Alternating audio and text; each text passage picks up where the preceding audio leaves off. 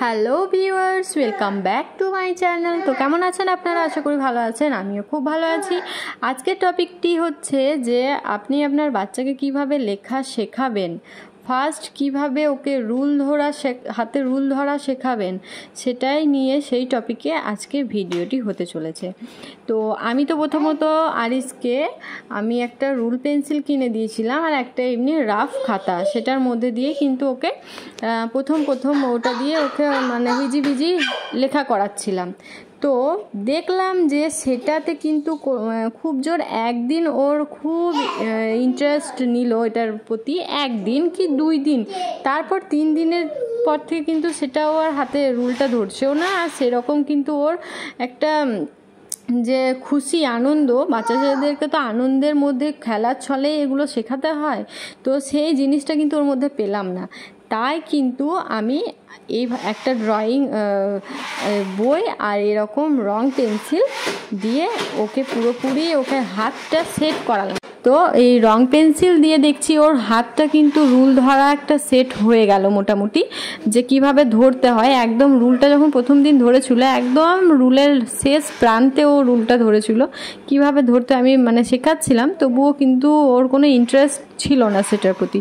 তো আপনারাও যদি আপনার বাচ্চাদের ভাবছেন যে কিভাবে লেখা শেখাবেন, তো এরকম একটা রং পেন্সিল আর একটা এরকম কালারফুল ড্রয়িং বুক নিয়ে নেবেন, দিয়ে এভাবে শেখাবেন। দেখেন আমি যে কালার, একটা রেড কালার হচ্ছে, এটা লেখার পর একটা রেড কালার আসছে, সেটাতেই কিন্তু ওদের খুশি, ওটা দেখে চোখে দেখছে যেটা কালারফুল যে যেমনই আমি একটা ড্র করছি তাতেই কালারফুল লাইন আসছে। এটাতে কিন্তু ওরা আনন্দের ছলে আরও বেশি করে ইন্টারেস্ট পাচ্ছে, এটার জন্য ওরা লিখতে। এর মধ্যে কিন্তু হাতটা সেট হচ্ছে। প্রথমত ও তো ধরতে পারছিলই না রুলটা, তারপরে দেখছি রং পেন্সিলে যখন আমি ওকে দিলাম, সেই দিন, এটা দ্বিতীয় দিন ওর, কিন্তু দেখছি আস্তে আস্তে হাতটা অনেকটা সেট হয়েছে।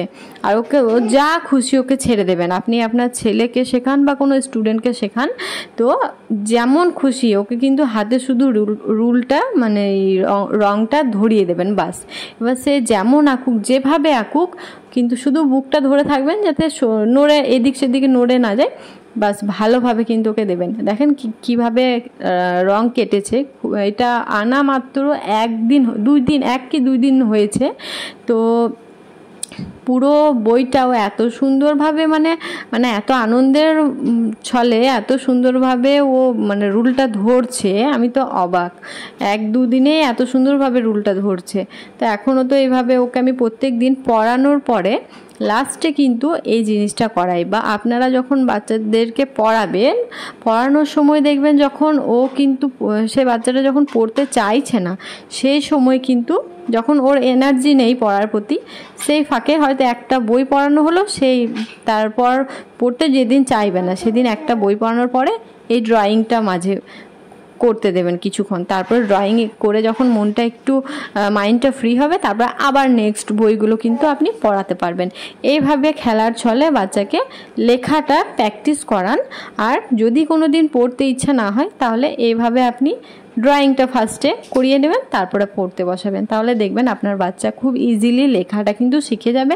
আর পড়তে না চাইলে তো এইভাবে পড়ানোও যেতে পারে, মাইন্ডটা ফ্রি করার জন্য। তো খুবই কম দাম একটা এরকম রং পেন্সিল আর একটা এরকম ড্রয়িং বুক এনে আপনি আপনার বাচ্চাকে দিতে পারেন।